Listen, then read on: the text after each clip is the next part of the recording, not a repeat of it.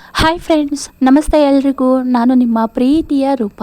Friends, ಇವತ್ತಿನ ವಿಡಿಯೋದಲ್ಲಿ ನಾನು ಒಂದು ಹಸುಗಳನ್ನ ಸಾಕುವವರಿಗೆ ಒಂದು ಸಿಂಪಲ್ ಆದ ಟ್ರಿಕ್ಸ್ನ ಹೇಳ್ತಾ ಇದ್ದೀನಿ. ಅದೇನಪ್ಪ ಅಂದರೆ, ಹಸುನ ಸಾಗಾಣಿಕೆ ಮಾಡಬೇಕು ಅಂದರೆ, ಹಸುನ ಸಾಕಬೇಕು ಅಂತ ಇರೋರಿಗೆ ಇದೊಂದು ತುಂಬಾ ಯೂಸ್ಫುಲ್ ಆಗಿರೋವಂಥದ್ದು. ಹಾಗೆ ಇದಿದ್ದರೆ ನಾವು ಹಸು ಸಾಕ್ತಾ ಇದ್ದೀವಿ ಅಥವಾ ಅದನ್ನು ಹೈನುಗಾರಿಕೆ ಮಾಡ್ತಾ ಇದ್ದೀವಿ ಅನ್ನೋದೇ ಒಂದು ಗೊತ್ತಾಗಬಾರ್ದು. ಅಷ್ಟು ಈಸಿ ಆಗುತ್ತೆ, ಅಷ್ಟು ಸುಲಭವಾದ ರೀತಿಯಲ್ಲಿ ನಾವು ಹಸುಗಳನ್ನ ಮೇಂಟೈನ್ ಮಾಡ್ಬೋದು ಅಂತ ಹೇಳ್ತೀನಿ.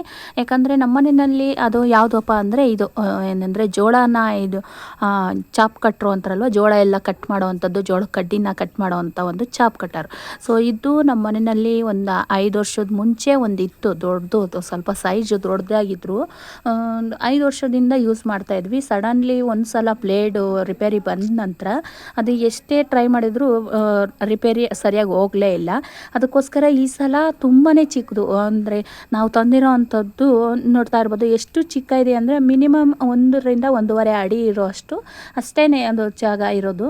ಹಾಗೆ ಮೋಟ್ರು ಏನಿದೆ, ನಾವು ಹಳೆ ಚಾಪ್ ಕಟರ್ ಮಷಿನ್ ಇತ್ತಲ್ವ, ಸೊ ಅದೇ ಮೋಟ್ರನ್ನ ಬಿಚ್ಚಿ ನಾವು ಇದಕ್ಕೆ ಹಾಕಿಸ್ಕೊಂಡಿದ್ದೀವಿ. ಇದಕ್ಕೆ ಟೋಟಲಿ ಎಷ್ಟಾಗಿದೆ ಅಂದರೆ 20,000 ಒಳಗಡೆ ಆಗಿದೆ ಅಷ್ಟೇ, ತುಂಬ ಜಾಸ್ತಿ ಅಂತ ಏನಿಲ್ಲ. ಇವಾಗ ಒಂದು ಚಾಪ್ ಕಟರ್ನ ತರ್ತೀವಿ ಅಂತ ಹೇಳಿದರೆ 45,000 ರಿಂದ 50,000 ಸಿಗುತ್ತೆ. ಬಟ್ ನಮಗೆ ತುಂಬಾ ಚೆನ್ನಾಗಿರೋಂಥ ಮೋಟ್ರು ಇರೋದ್ರಿಂದ ಸುಮ್ಮನೆ ಯಾಕೆ ವೇಸ್ಟ್ ಮಾಡ್ಕೊಳ್ಳೋದು ಅನ್ನೋ ಕಾರಣಕ್ಕೋಸ್ಕರ ನಾವು ಹಳೆ ಮೋಟ್ರನ್ನೇ ಹೊಸ ಮೆಷಿನ್ಗೆ ಫಿಟ್ ಮಾಡಿಸ್ಕೊಂಡು ತಂದಿದ್ದೀವಿ.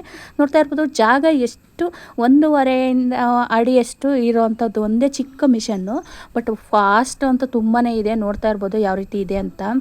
ನಾವು ಮುಂಚೆ ಇಟ್ಟಂತಹ ಮಷಿನ್ ಯಾವ ರೀತಿ ಇತ್ತು ಅಂದರೆ, ನಾವು ಹಾಲು ಕರೆಯೋ ಮಿಷಿನ್ ಕಾಣಿಸ್ತಾ ಇದೆಯಾ ಆ ಸೈಡ್ನಲ್ಲಿ, ಅಲ್ಲಿಂದ ಗೋಡೆ ತನಕ ಇತ್ತು, ತುಂಬಾ ದೊಡ್ಡದಿತ್ತು.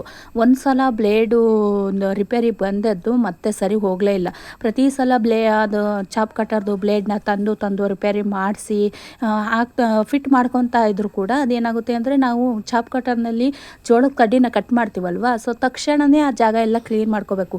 ಇಲ್ಲ ಅಂದರೆ ಏನಾಗುತ್ತೆ, ಅದ್ರ ಕಬ್ಬಿಣದ ಭಾಗ ಏನಿರುತ್ತೆ ಅದ್ರ ಮೇಲೆ ಕೂತ್ಕೊಂಡು ಹಸಿ ನೀರೆಲ್ಲ ಹಿಳ್ಕೊಂಡು ಏನಾಗುತ್ತೆ, ಗಿರ್ಲೋದು ಅಂದರೆ ತುಕ್ಕಿಡಿಯೋದು ಅಂತ ಹೇಳ್ತಾರೆ ನಮ್ಮ ಕಡೆ ಎಲ್ಲ. ಸೊ ಆ ಥರ ಎಲ್ಲ ತುಕ್ಕಿಡ್ದು ಹಾಳಾಗೋಗಿತ್ತು ಫುಲ್ಲು. ಅದಕ್ಕೋಸ್ಕರ ಅದನ್ನು ಚೇಂಜ್ ಮಾಡಿಕೊಂಡು ಈ ಸಲ ಇದನ್ನು ತಂದಿದ್ದೀವಿ. ಬಟ್ ಇದು ಮಾತ್ರ ಮೂರ್ತಿ ಚಿಕ್ಕದಾದರೂ ಕೀರ್ತಿ ದೊಡ್ಡದು ಅಂತ ಹೇಳ್ತಾರಲ್ವ, ಸೊ ಆ ಥರ ಇದೆ. ಇದನ್ನು ಮಿನಿಮಮ್ 10 ನಿಮಿಷದಲ್ಲಿ 1 ಕ್ವಿಂಟಾಲ್ ಅಥವಾ 1 ಟನ್ ತನಕ, 10 ರಿಂದ 15 20 ನಿಮಿಷದಲ್ಲಿ ನಾವು ಒಂದು ಟನ್ 2 ಟನ್ನು ಈ ಥರ ಟನ್ಗಳ ಲೆಕ್ಕದಲ್ಲಿ ನಾವು ಚಾಪ್ ಕಟ್ ಮಾಡ್ಬೋದು, ಅಂದರೆ ಜೋಳದ ಕಟ್ಟಿ ಮಾಡ್ಬೋದು. ಆ ಥರ ಸ್ಪೀಡ್ ಇದೆ, ಹೆವಿ ಸ್ಪೀಡ್ ಇದೆ. ನೋಡ್ತಾ ಇರ್ಬೋದು ನೀವು 1 ನಿಮಿಷದಲ್ಲಿ ಎಷ್ಟು ಬೇಗ ಎಷ್ಟು ಜೋಳ ಕಡ್ಡಿನ ಹೊಡಿತಾ ಇದೆ ಅಂತ. ಮತ್ತು ಇದನ್ನು ನಾವು ದೊಡ್ಡ ಹಸುಗಳಿಗೆ ಮಾತ್ರ ಅಲ್ಲ, ಕುರಿ ಸಾಕೋರು, ಹಾಡು ಸಾಕೋರು ಅಥವಾ ಕರುಗಳು, ಚಿಕ್ಕ ಕರುಗಳು ಇರ್ತಾವಲ್ವ, ಸೊ ಅದು ಕೂಡ ತಿನ್ನಲಿಕ್ಕೆ ತುಂಬಾ ಯೂಸ್ ಆಗುತ್ತೆ. ಇದು ಅಷ್ಟು ಚಿಕ್ಕದಾಗಿ ಕಟ್ಟಾಗಿ ಬರ್ತಾ ಇದೆ. ನಾನು ಇದನ್ನು ಸಡನ್ಲಿ ನೋಡಿದ ತಕ್ಷಣಪ್ಪ ಇದು ಹೊಡೆಯುತ್ತಾ ಇಲ್ಲ, ಮೊದಲಿದ್ದಿದ್ದು ನಮ್ಮನೆ ದೊಡ್ಡ ಮಷಿನ್ನು, ಇವರು ಇಷ್ಟೊಂದು ಚಿಕ್ಕದು ತಂದಿದ್ದಾರಲ್ಲ ಅಂತ ಅಂದ್ಕೊಂಡಿದ್ದೆ. ಬಟ್ ಇದೇನೆಂದರೆ ಎರಡೆರಡೆ ಕಡಿ ಹಾಕಿದರೆ ಅದು ಸ್ವಲ್ಪ ದೂರ ಗ್ಯಾಪ್ ಕೊಟ್ಟು ಇದು ಅರ್ಧ ಅಡಿ ಅಂತಾರಲ್ವ, ಸೊ ಆ ಥರ ಕಟ್ಟಾಗುತ್ತೆ, ಅದು ಎಲೆ ಥರ ಇದು. ಬಟ್ ಈಗೇನಂದರೆ ತುಂಬ ಫೋರ್ಸಾಗಿ ಹೋಗುತ್ತೆ. ಅದಕ್ಕೋಸ್ಕರ ಜಾಸ್ತಿನ ಕಡ್ಡಿಗಳನ್ನ ಕೊಡಬೇಕು. ಹಾಗೇನಾದ್ರು ಜಾಸ್ತಿಗಳು ಕಡ್ಡಿ ಕೊಟ್ರಿ ಅಂದರೆ ಅದು ತುಂಬ ಸ್ಪೀಡಾಗಿ ಹೊಡೆಯುತ್ತೆ. ಈ ಥರ ಎಲೆ ಎಲ್ಲ ಬೀಳೋದು ತಪ್ಪುತ್ತೆ. ಮತ್ತು ಈಗ ನೀವು ಹೊಸ್ದಾಗಿ ಯಾರೆಲ್ಲ ಇದು ಮಾಡಬೇಕು, ಹಸುಗಳನ್ನ ಸಾಕಬೇಕು ಅಂತ ಇದ್ದೀರಾ, ಅವರೆಲ್ಲ ಈ ಥರ ಚಾಪ್ ಕಟರ್ನ ತಂದಿಟ್ಕೊಳ್ಳಿ, ತುಂಬಾ ಯೂಸ್ ಆಗುತ್ತೆ. ಹಾಗೆ ಸೈಲೇಜ್ ಮಾಡಿಟ್ಕೊತೀನಿ ಅನ್ನೋರು ಅದಕ್ಕೂ ಕೂಡ ತುಂಬಾ ಚೆನ್ನಾಗಿ ಕೆಲಸ ಮಾಡುತ್ತೆ ಇದು ಅಂತ ಹೇಳ್ಬೋದು. ಸೈಲೇಜ್ ಮಾಡಿ ಇಟ್ಕೊಳ್ಳೋರು ಒಂದೇ ದಿನದಲ್ಲಿ ಮಿನಿಮಮ್ 4 ರಿಂದ 5 ಟನ್ ತನಕನೂ ಚಾಪ್ ಕಟ್ ಮಾಡ್ಬೋದು, ಅಷ್ಟು ಸ್ಪೀಡಾಗಿ ಹೊಡೆಯುತ್ತೆ ಇದು. ನಮ್ಮ ಮನೆಯಲ್ಲಿ ಸೈಲೇಜ್ ಬಳಸ್ತಾ ಇಲ್ಲ, ಡೈಲಿ ಜೋಳನ ತಂದು ಡೈಲಿ ಒಂದು ಮಷನ್ಗೆ ನಲ್ಲಿ ಕಟ್ ಮಾಡಿಕೊಂಡು ಡೈಲಿ ಹಾಕ್ತಾಯಿದ್ದೀವಿ. ಸೈಲೇಜ್ ಮಾಡಿಲ್ಲ ಇನ್ನು. ಮಾಡುವಾಗ ನಾನು ಯಾವ ರೀತಿ ಹೊಡೆಯುತ್ತೆ ಅನ್ನೋದು ಕೂಡ ನೆಕ್ಸ್ಟ್ ವಿಡಿಯೋದಲ್ಲಿ ತಿಳಿಸ್ತೀನಿ. ಸದ್ಯಕ್ಕೆ ಇವಾಗ ಇರೋವಂಥದ್ದು, ಈಗ ಹೊಸ ಮಿಷನ್ ತಂದಿದ್ವಿ, ಅದನ್ನು ನಾನು ವಿಡಿಯೋದಲ್ಲಿ ತೋರಿಸ್ತಾ ಇದ್ದೀನಿ. ಹಾಗೆಯೇ ಯಾವ್ಯಾವುದೋ ಕಂಪನಿದು ತರೋದಕ್ಕಿಂತ ನಾವು ಹೊಯ್ಸಳ ಅಗ್ರಿ ಮಾರ್ಟ್ ಅವರ ಒಂದು ಕಂಪ್ನಿಯಿಂದ ತಂದ್ವಿ ಅಂದರೆ ತುಂಬಾ ಯೂಸ್ಫುಲ್ ಆಗುತ್ತೆ. ಏನಾದರೂ ಸ್ವಲ್ಪ 1 ವರ್ಷದೊಳಗಡೆ ಏನಾದರೂ ರಿಪೇರಿ ಬಂದರೆ ಅವರು ಫ್ರೀಯಾಗಿ ಏನು ಮಾಡಿಕೊಡ್ತಾರೆ, ರಿಪೇರಿ ಮಾಡಿಕೊಡ್ತಾರೆ. 1 ವರ್ಷ ವಾರಂಟಿ ಕೂಡ ಕೊಟ್ಟಿರ್ತಾರೆ ಮಷನ್ನಿಗೆ. 1 ವರ್ಷದೊಳಗಡೆ ನಮ್ದು ಏನೇ ಪ್ರಾಬ್ಲಮ್ಸ್ ಆದರೂ ಅದನ್ನು ನೀಟಾಗಿ ರೆಡಿ ಮಾಡಿಕೊಡೋ ಅಂಥ ಜವಾಬ್ದಾರಿನ ತಗೊಂಡಿರ್ತಾರೆ. ಹಾಗಾಗಿ ನಾವೇನಾದರೂ ಒಂದು ಸಲ ಹೋಗ್ತಾ ಇದ್ದೀವಿ, ನೆಕ್ಸ್ಟು ಏನಾದ್ರು ತರ್ಲಿಕ್ಕೆ ಹೋಗ್ತಾ ಇದ್ದೀರಾ ಅಂದರೆ ನೀವು ಹೊಯ್ಸಳಗೆ ಹೋಗಿ ಟ್ರೈ ಮಾಡಿ ಅಂತ ಹೇಳ್ತೀನಿ.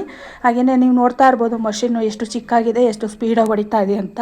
ಹಾಗೆ ಸೈಲೇಜ್ ಮಾಡಿ ಇಟ್ಕೊಳ್ಳೋರಿಗೆ ಇದು ತುಂಬಾ ಯೂಸ್ ಆಗುತ್ತೆ ಅಂತ ಹೇಳ್ತಾ, ಹಸುಗಳನ್ನ ಸಾಕೋರಿಗೆ ಇದು ಹಸು ಮಾತ್ರ ಒಂದಕ್ಕೆ ಮೆನ್ಷನ್ ಆಗಲ್ಲ. ಇಲ್ಲಿ ಕುರಿ, ಆಡು, ಈ ಸಣ್ಣ ಸಣ್ಣ ಕರುಗಳನ್ನ ಸಾಕ್ತಾರಲ್ವ, ಸೊ ಅವ್ರಿಗೂ ಕೂಡ ತುಂಬ ಯೂಸ್ ಆಗುತ್ತೆ ಇದು.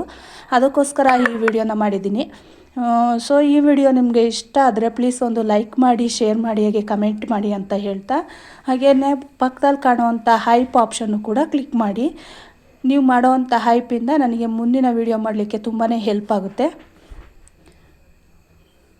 ನೋಡ್ತಾ ಇರ್ಬೋದು ಮಿನಿಮಮ್ ಒಂದು 15ರಿಂದ 20 ನಿಮಿಷದಲ್ಲಿ ಎಷ್ಟೆಲ್ಲ ಜೋಳ ಕಡ್ಡಿನ ಕಟ್ ಮಾಡಿದ್ದೀವಿ ಅಂತ, ಅಷ್ಟು ಸ್ಪೀಡ್ ಇದೆ. ಹಾಗೆಯೇ ಇದನ್ನು ನಾವು ಸ್ಪೇಸ್ ಬೇಕು, ಜಾಗ ಬೇಕು ಅಂತ ಏನಾದ್ರು ಇದ್ದರೆ ಈ ಥರ ಮಡಚಿ ಇಟ್ಕೊಬೋದು. ಇದರಿಂದನೂ ಕೂಡ ತುಂಬಾ ಜಾಗ ಉಳಿತಾಯ ಆಗುತ್ತೆ. ನೋಡ್ತಾ ಇರ್ಬೋದು ನಾವು ಹೊಡೆಯೋವಂಥ ಜೋಳ ಕಡ್ಡಿ ಕಟ್ ಮಾಡೋವಂಥ ಟೈಮ್ನಲ್ಲಿ ಮಾತ್ರ ತೆಗೆದಿಟ್ಕೊಂಡು ಬಾಕಿ ಟೈಮ್ನಲ್ಲಿ ಈ ಥರ ಮಡಚಿಟ್ಬಿಟ್ರೆ ಜಾಗ ಸೇವ್ ಆಗುತ್ತೆ ಅಂತ ಹೇಳ್ಬೋದು. ಹಾಗೆಯೇ ನೋಡ್ತಾ ಇದ್ದೀರಾ ನೀವು, ಕರುಗಳು ಕೂಡ ಸಣ್ಣ ಸಣ್ಣ ಕರುಗಳು ಕೂಡ ತಿನ್ನಲಿಕ್ಕೆ ಸ್ಟಾರ್ಟ್ ಮಾಡಿದ್ದಾವೆ.